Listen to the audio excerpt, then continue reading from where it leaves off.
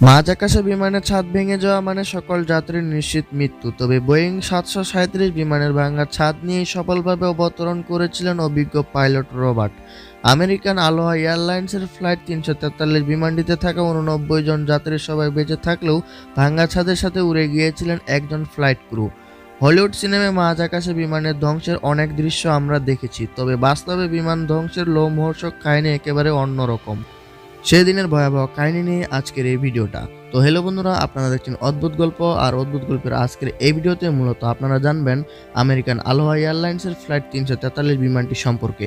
১৯৮৮ সালের ২৮শে এপ্রিল দুপুর ১টা ২৫ হিলো আন্তর্জাতিক বিমানবন্দর ছেড়ে আমেরিকা হাওয়াই রাজ্যের হনুলুলুর উদ্দেশ্যে যাত্রা শুরু করে বিমানটি ছিল ১৯ বছরের পুরনো এবং আরও ১০ বছর এর মেয়াদ ছিল।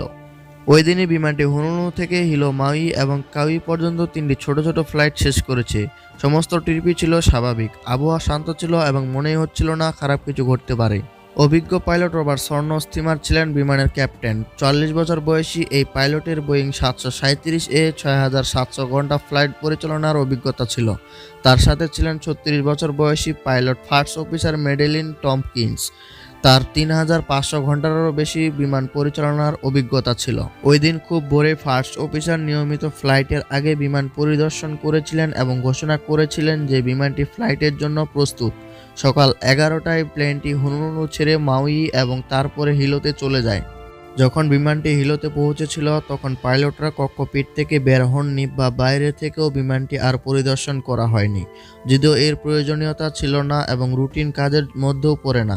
সময়সূচি অনুসারে বিমানটি দুপুর ১টা ২৫ রাউন্ড ট্রিপের শেষ ধাপ শুরু করে। বিমানটিতে মোট ৯৫ জন মানুষ ছিলেন, যাদের মধ্যে ৮৯ জন যাত্রী, ২ জন পাইলট, ৩ জন ফ্লাইট অ্যাটেন্ডেন্ট বা কেবিন ক্রু এবং একজন ফেডারেল এভিয়েশন অ্যাডমিনিস্ট্রেটরের ট্রাফিক কন্ট্রোলার, যিনি ককপিটের পর্যবেক্ষণের আসনে ছিলেন। একটি স্বাভাবিক টেক অফের মাধ্যমে উড্ডয়নের পর বিমানটি ২৪,০০০ ফুটের স্বাভাবিক উচ্চতায় পৌঁছে। তারপর প্রায় ১টা ৪৮ দিকে মাউই থেকে ২৬ মাইল দূরে কাহুলুতে এই দুর্ঘটনাটি ঘটেছিল। যারা ককপিটে ছিলেন তারা একটি বিকট শব্দ শুনতে পান এবং কয়েক সেকেন্ড পরে বাতাসে তীব্র শব্দ শুনতে পান। স্পষ্ট বাম পাশের ছাদের একটি ছোট অংশ ছিঁড়ে গেছে। কিন্তু সবচেয়ে খারাপ বিষয় ছিল যে ডিকস্প্রেশনের কারণে বিমানের ছাদের একটি বিশাল অংশ সম্পূর্ণ ছিঁড়ে গিয়েছিল। ছিঁড়ে যাওয়া অংশটির দৈর্ঘ্য ছিল ১৮.৫ ফুট। প্রথমে পাইলটরা বুঝতে পারেননি কি হয়েছে। ফার্স্ট অফিসার, যিনি সেই মুহূর্তে বিমানের নিয়ন্ত্রণে ছিলেন, তিনি তার মাথা পেছনের দিকে ঝাঁকুনি অনুভব করলেন এবং তিনি লক্ষ্য করলেন ককপিটের চারপাশে বিশৃঙ্খলাভাবে ধ্বংসাবশেষ উঠছে। ক্যাপ্টেনের মাথা ঘুরিয়ে দেখলেন যে ককপিটের দরজা অদৃশ্য হয়ে গেছে এবং বিমানের প্রথম শ্রেণীর ছাদের পরিবর্তে তিনি সেখানে পরিষ্কার নীল আকাশ দেখতে পাচ্ছেন। বিমানটি এদিক ওদিক গড়িয়ে পড়তে শুরু করে এবং এটি নিয়ন্ত্রণ করা ক্রমশ কঠিন হয়ে ওঠে। ককপিটে থাকা প্রত্যেকে অবিলম্বে তাদের অক্সিজেন মাস্ক পরে এবং ক্যাপ্টেন বিমানটির নিয়ন্ত্রণ গ্রহণ করেন। তিনি দ্রুততার সাথে বিমানের গতি ও উচ্চতা কমিয়ে আনেন এবং মাউই দ্বীপে অবস্থিত নিকটতম বিমানবন্দরের দিকে নামতে শুরু করেন। সৌভাগ্যবশত দুর্ঘটনার মুহূর্তে সমস্ত যাত্রী তাদের সিটে ছিলেন এবং যেহেতু সিট বেল্ট লাগিয়ে রাখার চিহ্ন তখনও চালু ছিল, তাই প্রত্যেকেই তাদের সিট বেল্ট বেঁধে রেখেছিলেন।